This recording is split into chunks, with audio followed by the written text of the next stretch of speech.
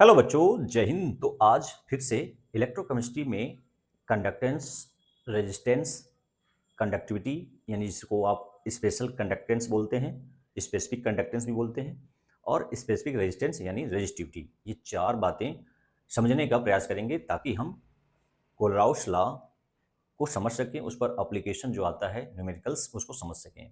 तो आइए समझते हैं कंडक्टेंस, रेजिस्टेंस, स्पेसिफिक कंडक्टेंस और स्पेसिफिक रेजिस्टेंस। तो उससे पहले मैं आपको ये बताना चाहूँगा कि आपने ओम्स लॉ सुना होगा। किस लिए दिया गया है? किसी भी कंडक्टर का रेजिस्टेंस मेजर करने के लिए ओम्स ने एक नियम दिया या लॉ बनाया।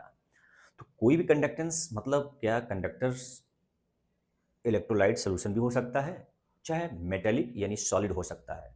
जैसे वायर होता है जो इलेक्ट्रिसिटी का वायर, वो मेटेलिक कंडक्टर।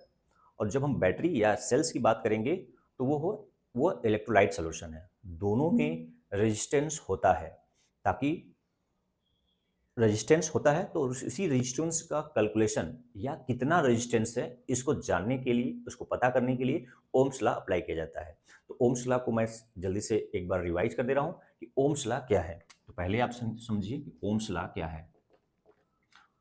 ठीक है, तो किसी कंडक्टर में, ठीक है, किसी कंडक्टर में उसके दो एंड्स होंगे। उस पर यदि उसमें जो पोटेंशियल है, यदि पोटेंशियल इन दोनों एंड्स के बीच वी पोटेंशियल है या वी वोल्ट है, और इसमें जो करंट है, करंट ये क्या है, पोटेंशियल, पोटेंशियल क्या है, वी वोल्ट है। ठीक है, और करंट आई जो है वो कुछ आई है, कुछ भी अमाउंट हो सकता है एम्पियर में। ठीक है, एम्पियर है। तो इसमें इस कंडक्टर का कितना रेजिस्टेंस होगा, तो एग्जैक्ट रेजिस्टेंस कैलकुलेट करने के लिए ओम्स लॉ अप्लाई किया जाता है।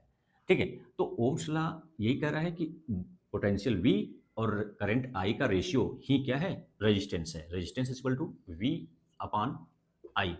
V is the potential difference या potential applied to the conductors between two ends, ठीक है, या पूरे वायर में है, और I इज द करंट है। इन दोनों का रेशियो क्या है, रेजिस्टेंस। तो एग्जैक्ट निकल जाएगा कि कितना रेजिस्टेंस है। रेजिस्टेंस का मतलब रुकावट, किस तरह का रुकावट है, कितना है। तो किस तरह का रुकावट मतलब किसके लिए रुकावट, करंट के फ्लो को रोकने वाला रेजिस्टेंस होता है।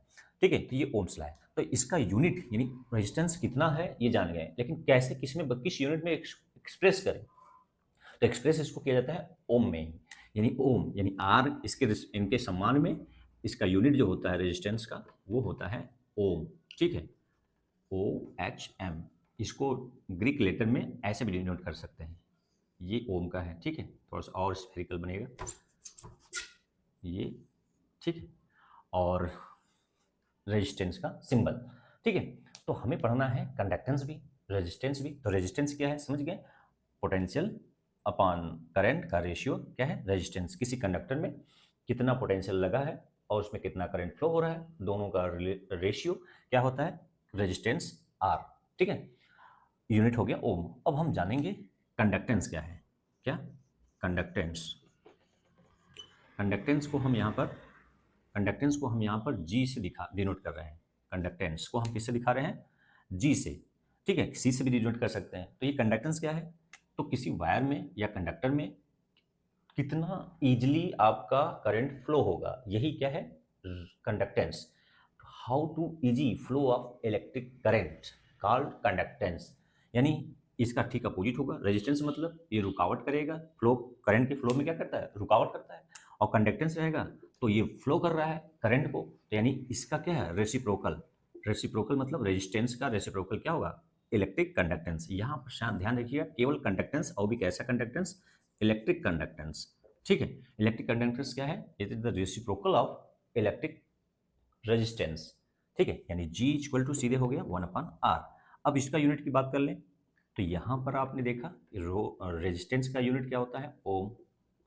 तो ओम को ऊपर ले जाएंगे तो क्या लिखेंगे, ओम इनवर्स, या सिंबल के रूप में लिखेंगे तो ओम का सिंबल इनवर्स। ठीक है, ऐसे बनाएंगे। ठीक है, या कभी कभी एसआई यूनिट में मतलब ओम इनवर्स को साइमेन कहते हैं। क्या बोलते हैं, SIEMENS, साइमेंस। इसका सिंबल है एस, कैपिटल एस। ठीक है, कैपिटल एस, ये उसका यूनिट होता है। किसका? कंडक्टेंस का। किसमें? ओम इनवर्स कहिए, सिंबल के रूप में कहिए, या साइमेन एस कह के डिनोट कर सकते हैं। ठीक है, ये दो चीज समझ में आया। पहला क्या था? रेजिस्टेंस। कैसा रेजिस्टेंस? Electrical resistance. क्या होता है? पोटेंशियल और करंट का रेशियो होता है। या यहां से भी आप इसको बता सकते हैं, जैसे कंडक्टेंस पता है तो रेजिस्टेंस भी निकाल सकते हैं। तो resistance is equal to 1 upon conductance. तो यहां से भी आप बता सकते हैं रेजिस्टेंस को, और यहां से भी बता सकते हैं अकॉर्डिंग ओम्स लॉ। इस रूप में फॉर्म बताएंगे तो ओम्स लॉ के अकॉर्डिंग हो जाएगा। यहाँ कंडक्टेंस और रेजिस्टेंस का रेसिप्रोकल यानी दूसरे के एंटी। ठीक है, दो बात समझ में आ गया। तो अब तीसरा जो मैं बात बताने जा रहा था, क्या बताने जा रहा था? स्पेसिफिक कंडक्टेंस, और उससे पहले स्पेसिफिक रेजिस्टेंस। ठीक है, तो बात करें तो कंडक्टर आपका मेटेलिक भी होगा, लेकिन इलेक्ट्रोकेमिस्ट्री में कंडक्टर आपका इलेक्ट्रोलाइट सोल्यूशन भी होगा। क्या होगा? Electrolyte solution. तो इलेक्ट्रोलाइट सोल्यूशन में भी कंडक्ट रेजिस्टेंस होता है, लेकिन रेजिस्टेंस को हम ज़्यादातर प्रेफरेंस किसमें बताना चाहेंगे? कंडक्टेंस में। यानी गिलास आधा भरा है आधा खाली है, तो किस रूप में बताना उचित होता है? आधा भरा है। उस तरह से रेजिस्टेंस मतलब रुकावट, कंडक्टेंस मतलब फ्लो ऑफ इलेक्ट्रिसिटी। तो हम फ्लो ऑफ इलेक्ट्रिसिटी के टर्म में किसी सेल का कंडक्टेंस बताना चाहेंगे। रेजिस्टेंस तो निकाला जा सकता है, तो वहां पर हमें चाहिए specific conductance, specific resistance, molar conductivity और इक्विवेलेंट कंडक्टिविटी। चार चीजें चाहिए, इन्हीं की सहायता लेकर वहां पर बात करेंगे। चलिए देखते हैं। तो स्पेसिफिक रेजिस्टेंस या रेजिस्टिविटी किससे डिनोट करते हैं? रो से। क्या होता है, कैसे होता है, इसको समझिए। मान लीजिए ये आपका क्या है? वायर है, यानी कंडक्टर है। कंडक्टर मेटेलिक है, तो यदि इसको हम क्या कर लें, इसमें जो करंट फ्लो हो रहा है, करंट फ्लो हो रहा है और इसमें रेजिस्टेंस भी होगा, तो करंट और रेजिस्टेंस एक दूसरे के क्या होते हैं? उल्टा होते हैं। तो जो रेजिस्टेंस होगा वो इस कंडक्टर के क्या होता है?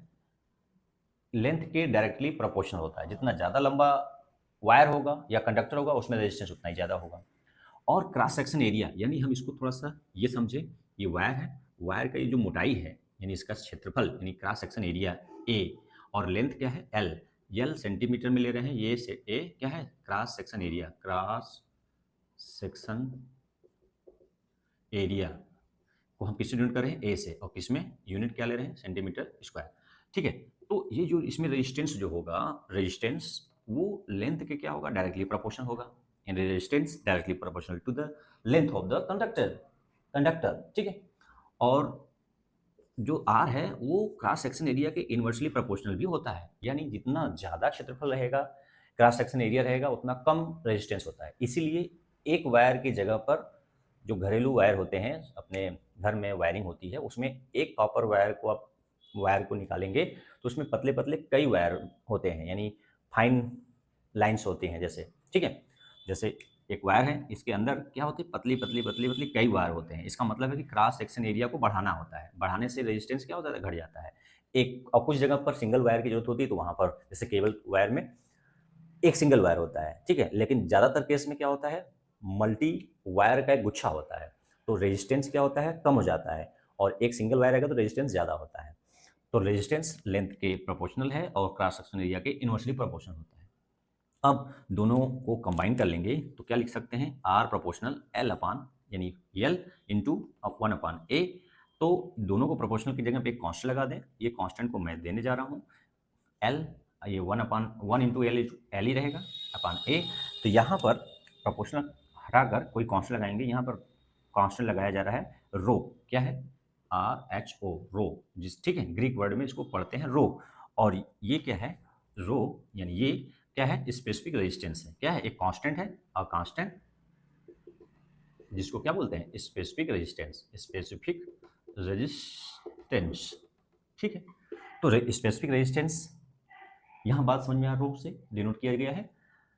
तो इसको यदि फाइंड आउट करना है रो को, तो रो इक्वल टू क्या हो जाएगा? आर, क्रॉस मल्टीप्लाई कर दिए, आर ए अपान एल। तो रो को डिफाइन यदि करना है तो हमें कुछ इसको क्या करना पड़ेगा? कुछ अप्लाई, कंडीशन अप्लाई करना पड़ेगा। यदि इफ क्रॉस सेक्शन एरिया को क्या कर लें? 1 सेंटीमीटर स्क्वायर कर लें और लेंथ को 1 सेंटीमीटर ले लें, तो ये एक क्या हो गया? 1 सेंटीमीटर स्क्वायर। एल क्या हो गया? 1 सेंटीमीटर। तो इसको वैल्यू पुट करेंगे तो क्या मिलेगा? रो इक्वल टू आर, मतलब रो इक्वल टू क्या मिल गया? आर, क्योंकि ए कितना हो गया? 1, और लेंथ कितना हो गया? 1, तो 1 1/1 कोई मतलब नहीं है, ये एक ही रहेगा।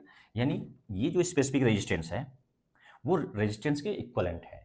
कब? जब cross section area 1 centimetre square हो और लेंथ क्या हो, 1 सेंटीमीटर हो। तब जब उस कंडक्टर का रेजिस्टेंस स्पेसिफिक रेजिस्टेंस होता है when length of the conductor is taken unity, 1 centimetre, 1 metre, कुछ भी ले सकते हैं, unity, and cross section area taken to be 1 square unity.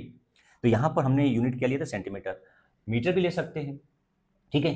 तो यहां पर डिफाइन कर सकते हैं the specific resistance is the resistance, specific resistance is the resistance when length of the conductor 1 centimeter and cross section area of the conductor is 1 centimeter square, then resistance equal to specific resistance। यानी specific resistance कुछ अलग नहीं है, एक तरह का resistance है। कब है? जब 1 सेंटीमीटर स्क्वायर एरिया का उसका क्रॉस सेक्शन एरिया हो और 1 सेंटीमीटर उसका लेंथ हो। अच्छा, इस दोनों की जगह पर एक और चीज बोला जा सकता है, यानी आप एरिया और लेंथ को यदि हम बोलने के बजाय क्या कर लें, वैल्यू में बोलें कि 1 सेंटीमीटर क्यूब, क्या बोल दें, 1 सेंटीमीटर क्यूब वैल्यूम, तो वैल्यूम हो जाएगा तो आसान बोलना हो जाएगा। तो resistance of the 1 centimetre cube conductors, the resistance specific resistance is defined resistance of 1 centimetre cube electrolyte solution or conductor, either electrolyte solution और मेटेलिक कंडक्टर, तो वहाँ कंडक्टर बोल दीजिए। तो लिख सकते हैं, क्या लिख सकते हैं सिंपल भाषा में, specific resistance is defined as the resistance of 1 centimetre cube conductor, resistance of 1 centimetre conductor is called specific resistance या resistivity is called specific resistance और रेजिस्टिविटी रो। ठीक है, ये कंडीशन लगा, ठीक है, बात समझ में आ गया। तो अगला टॉपिक स्पेसिफिक कंडक्टेंस, ये नोट कर लीजिए, ये स्क्रीनशॉट ले लीजिए, फिर पढ़ते रहिए। स्पेसिफिक कंडक्टेंस इसी का ठीक रेसिप्रोकल होगा। अच्छा, इसका यूनिट बताइएगा, कमेंट सेक्शन में निकालिएगा, इससे यहाँ फार्मूले से, इस फार्मूले से क्या कर निकालिएगा, यूनिट, ठीक है।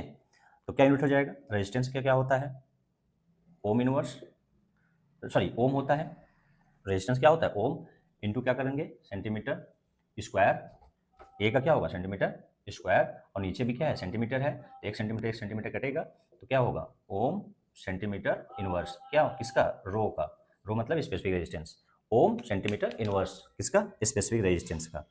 क्लियर है? तो इतना बात, इसके बाद स्पेसिफिक कंडक्टेंस, ठीक।